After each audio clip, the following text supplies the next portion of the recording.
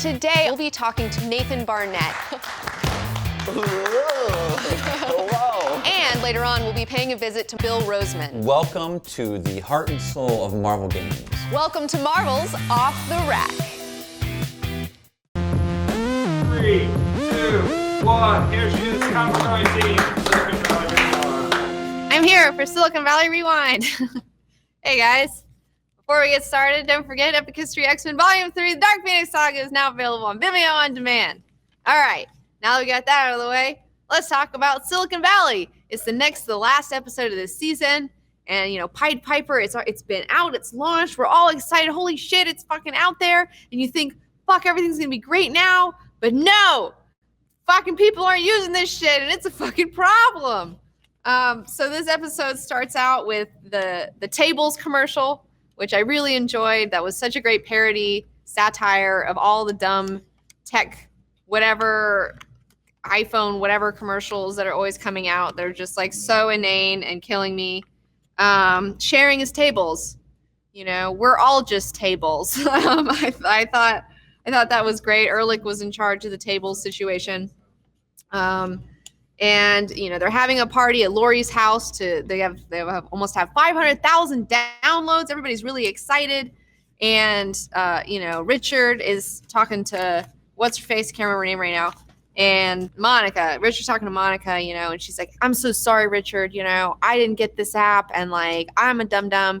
And he's like, no, you're not dumb because we only have like 19,000 active users. Like, even though we have so many downloads and people are downloading it, people aren't using it, you know, and she's like, fuck. And she's like, who knows, you know, and she's looking around and it's like Guilfoyle and Dinesh don't know. And Ehrlich doesn't know. But then she looks over at Jared, you know, she's like, oh, Jared knows, you know, because like Jared's like, like nervously over by the craft services or like little food table. That was really funny. I really enjoyed Jared's like nervous energy over there. And then, you know, we cut to Dinesh continuing to be an asshat and make a fool of himself and pretend like he's cooler than he is, like as always. It's just like, Dinesh, like stop being something you're not. Like, just be a person. Like, just be a person. Like, quit being an authentic Dinesh. He never learns. But then you have Guilfoyle, and he can sense, you know, with his radar, he senses something's up, you know, with Jared, and he goes to confront Jared about it, you know. And like Guilfoyle is just like a lie detector, you know. This whole episode, he's a lie detector for Jared. And I love when he was like saying, you know, telling him about like, you know, your Judeo-Christian beliefs and like morality like makes you uncomfortable with untruth, you know, but like for me and my dedication to LaVey and Satanism, you know, there is no good and evil, there's only self. And I thought that was the best. I love pondering the no good and evil thing. That's something I think about a lot. And he's like, you know, I terrify you as I should, you know. It was just like, oh, that was so great. It was so great. I love that, like, Guilfoyle's just my super favorite. But then they have their countdown moment, so he knows something's up. Then they have their countdown moment, you know, and of course the countdown gets fucked up because countdowns always get fucked up, you know. I've been to like, I don't even know how many times I've been at like fucked up countdowns for New Year's Eve. Yeah, New Year's Eve. I've been to a few of those that got fucked up, and it was just like, this sucks. But that was funny because that shit always happens. So, you know, so now they're going to set up some focus groups to try to figure out what's going on, you know. And of course, you know, Richard is totally freaking out, you know, and then he busts in on one of the groups and like tries to explain it to them. He even has to order pizza, and he has this ridiculous board, you know, and it's just like having an engineer try to explain anything to you is like, it's like for such smart people, okay, like they do not know how to talk to normal people. And I would know, okay, I come from a family of engineers, all right? I don't even know, like I asked my uncle once, I was like, so what exactly do you do? And I mean, it was like, it's so funny because he has no fucking clue what I do. I'm like, I have a fucking YouTube show and I run these fucking blah, blah, blah. Like, he's like, what? And then ad revenue, what? And then he's telling me like payload systems and operation management of whatever fucking console.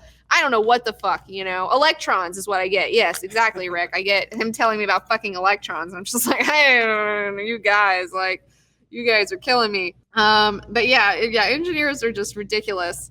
But I did love Bernice. I thought Bernice was great. Like, she finally gets it, you know? Like, Richard gets one chick to understand it.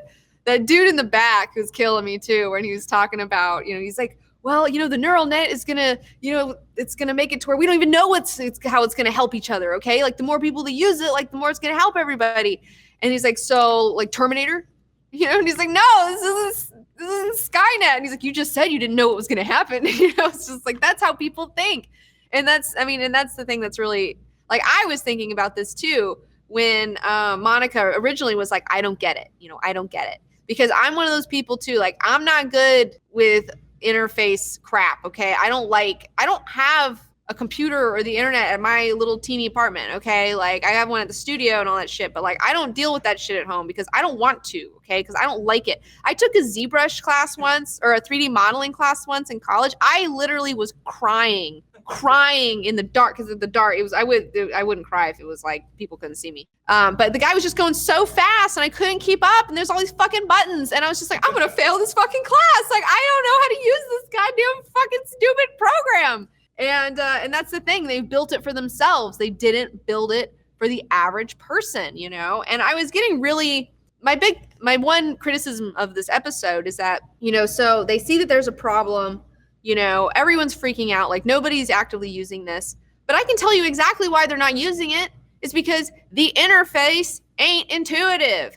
Make the interface intuitive. Like, why is nobody bringing that up? You know, it's like, you guys just have to fix that shit. Like, even though you don't need a download button, just if people are stupid, just put one on there. You know, it's like, if you're too ahead of your time, you gotta dial it back. You know, it's like, it's hard to be ahead of your time. But like, you gotta deal with it. You know, it's a thing. And so, you know, but they're having this big meeting, and they have a big meeting, and you know, Richard's telling the whole team, you know, hey, you know, we only have this many people, active users, and we have to have, you know, way more active users to be able to get the next group of funding from our money. We don't have a lot of money.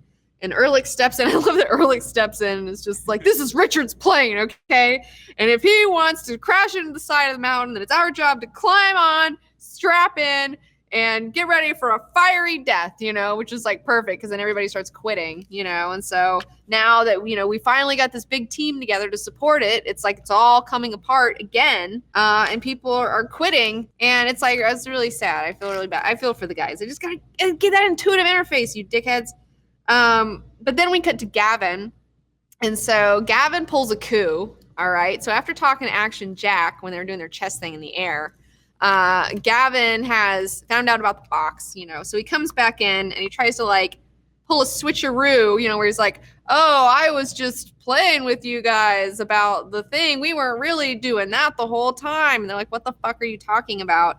And I love that they're, you know, they were like, oh, well, actually, hold on. Sorry, I got this wrong. Gavin comes in first and he's like trying to tell him that he's like, I've got it figured out, whatever. And they're like, there better not be any fucking animals, Gavin. There better not be any fucking animals. And then like, he's like, of course not. And then like the possum is getting rolled in. And he's like, no, bring, like, get the possum out of here.